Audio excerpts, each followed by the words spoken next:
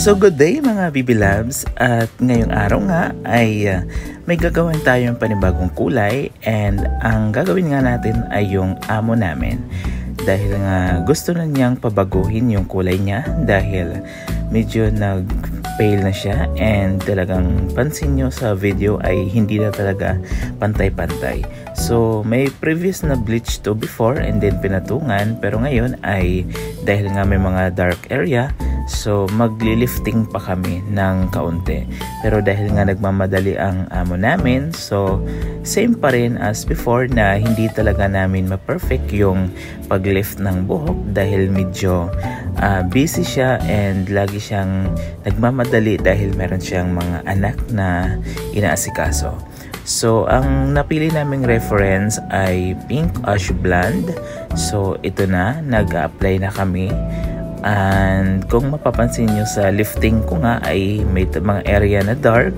So ang ginawa ko ay nagmix na lang ako ng true color or yung two color para at least yung mga area na white or yung mga light color na galing sa bleach ay medyo mag-tone down. So ginawa natin siya ng paraan para mas mapantay yung color ng kinulay natin sa amo namin.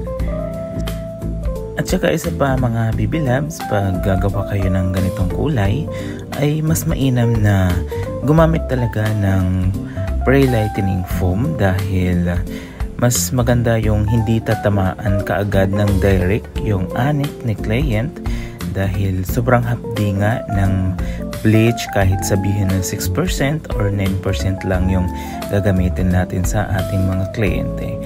Actually, dito kay ma'am ay ginamitan ko siya ng 9% para at least talagang mabilis yung pag-lift niya dahil medyo nagmamadali nga yung amo namin.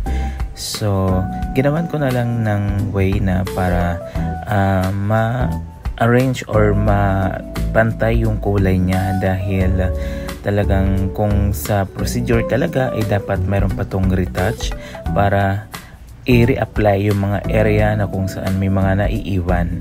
Kaso dahil nga nagmamadali si ma'am, so medyo nag-dark shades na lang kami ng Pink Ash Blonde. At kung mapapansin nyo nga dito ay inaantay ko na lang na medyo mapantay yung kulay niya, and yung roots niya naman ay medyo mayroon pa siyang blonde shades kaya nagkaroon lang siya ng root shadow na blonde, pero hindi naman siya nalalayo doon sa color ng Pink Ash Blonde dahil para maiwasan na rin natin yung paghapdi ng buhok ni client.